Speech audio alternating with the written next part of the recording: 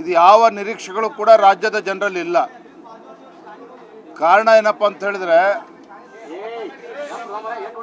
ಕಳೆದ ವಿಧಾನಸಭಾ ಚುನಾವಣೆಯಲ್ಲಿ ನಾಡಿನ ಜನರ ವಿಶ್ವಾಸವನ್ನು ಗೆದ್ದು ಸಾಕಷ್ಟು ಭರವಸೆಗಳನ್ನು ನೀಡಿ ಬಂದಂಥ ಕಾಂಗ್ರೆಸ್ ಸರ್ಕಾರ ಎಲ್ಲ ರಂಗಗಳಲ್ಲೂ ಕೂಡ ವಿಫಲವಾಗಿರುವಂಥದ್ದು. ಅಭಿವೃದ್ಧಿ ಶೂನ್ಯ, ಭ್ರಷ್ಟಾಚಾರ ಮತ್ತೊಂದು ಕಡೆ,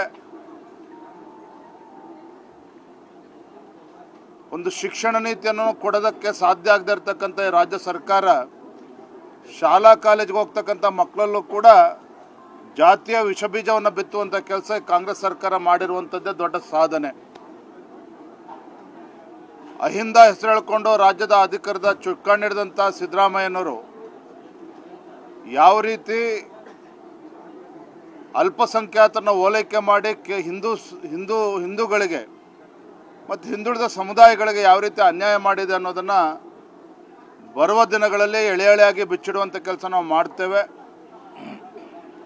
ಒಂದಂತೂ ಸತ್ಯ, ಈ ಕಾಂಗ್ರೆಸ್ ಸರ್ಕಾರದ ಬಗ್ಗೆ ರಾಜ್ಯದ ಜನ ವಿಶ್ವಾಸ ಕಳೆದುಕೊಂಡಿದ್ದಾರೆ. ನಮ್ಮ ಜವಾಬ್ದಾರಿಯೂ ಕೂಡ ಹೆಚ್ಚಾಗಿರುವಂಥದ್ದು. ಒಂದು ವಿರೋಧ ಪಕ್ಷವಾಗಿ ನಮ್ಮ ಜವಾಬ್ದಾರಿಯೂ ಕೂಡ ಹೆಚ್ಚಾಗಿದೆ. ಆ ಜವಾಬ್ದಾರಿಯನ್ನು ಅರ್ಥ ಮಾಡಿಕೊಂಡು ನಾವೆಲ್ಲರೂ ಕೂಡ ಒಟ್ಟಾಗಿ ಒಂದಾಗಿ ಮುಂದಿನ ದಿನಗಳಲ್ಲಿ ಪಕ್ಷ ಸಂಘಟನೆಯನ್ನು ಕೂಡ ಮಾಡಬೇಕು. ಈ ಕಾಂಗ್ರೆಸ್ ಸರ್ಕಾರವನ್ನು ಕಿತ್ತೊಗೆಯೋ ನಿಟ್ಟಿನಲ್ಲಿ ಜನಾಂದೋಲನವನ್ನು ಕೂಡ ರೂಪಿಸುವಂಥ ಕೆಲಸ ನಾವು ಮಾಡ್ತೇವೆ ಬರೋ ದಿನಗಳಲ್ಲಿ.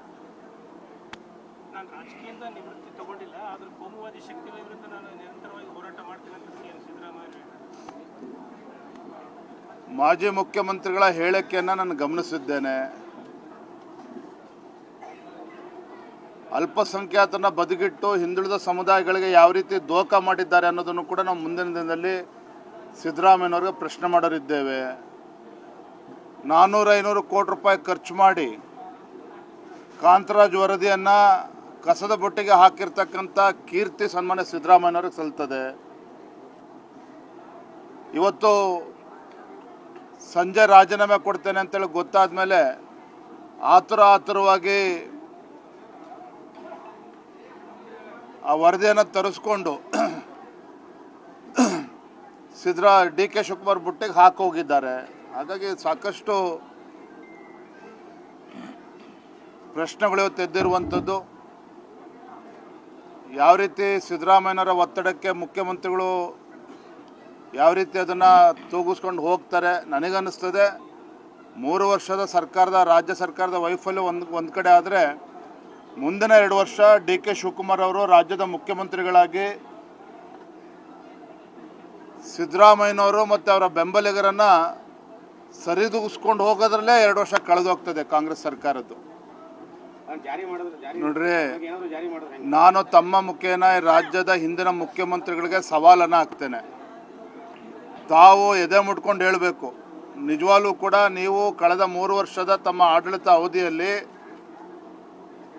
ಹಿಂದುಳಿದ ಸಮುದಾಯಗಳಿಗೆ ನ್ಯಾಯ ಕೊಡುವಂಥ ಕೆಲಸ ಮಾಡಿದ್ದೀರಾ.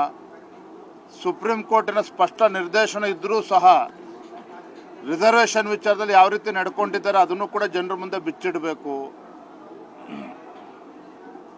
ನಾನು ಕೇಳ್ತಾನೆ, ಹಾಗಾದರೆ ನಿಮ್ಮ ಕಾಂತರಾಜ್ ವರದಿ ಬಗ್ಗೆ ನಿಮ್ಗೆ ವಿಶ್ವಾಸ ಇದ್ದಿದ್ದೇ ಆಗಿದ್ರೆ ರಾಹುಲ್ ಗಾಂಧಿ ಅವ್ರಿಗೆ ಕನ್ವಿನ್ಸ್ ಮಾಡಬೇಕಾಗಿತ್ತು.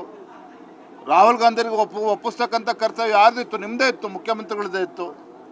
ಅದು ಯಾವುದನ್ನು ಮಾಡ್ದೇನೆ ಆ ವರದಿಯನ್ನು ಕಸದ ಬುಟ್ಟಿಗೆ ಹಾಕಿ ಈಗ 1 ವರ್ಷದಲ್ಲಿ ಆಗ್ತಕ್ಕಂಥ ಸರ್ವೆನ ಈಗ 1 ತಿಂಗಳಲ್ಲಿ ಮುಗಿಸ್ಕೊಂಡಂಗೆ ಮಾಡಿಕೊಂಡು ಈಗ ವರದಿ ಸ್ವೀಕಾರ ಮಾಡಿರುವಂಥದ್ದು. ಇದು ವೈಜ್ಞಾನಿಕವಾಗಿದೆಯಾ, ಅವೈಜ್ಞಾನಿಕವಾಗಿದೆಯಾ, ಎಲ್ಲವೂ ಕೂಡ ಮುಂದಿನ ದಿನದಲ್ಲಿ ಚರ್ಚೆಗಳು ಆಗ್ತದೆ. ಮೊದಲು ಕಾಂಗ್ರೆಸ್ ಈ ಸರ್ಕಾರದ ಸಚಿವರು ಮುಖ್ಯಮಂತ್ರಿಗಳು ಏನು ಹೇಳ್ತಾರೆ ನೋಡ್ತೇವೆ, ಆಮೇಲೆ ಯಾವ ರೀತಿ ಅದಕ್ಕೆ ನಾವು ಪ್ರತಿಕ್ರಿಯೆ ನೀಡಬೇಕು ನಾವು ನೀಡ್ತೇವೆ.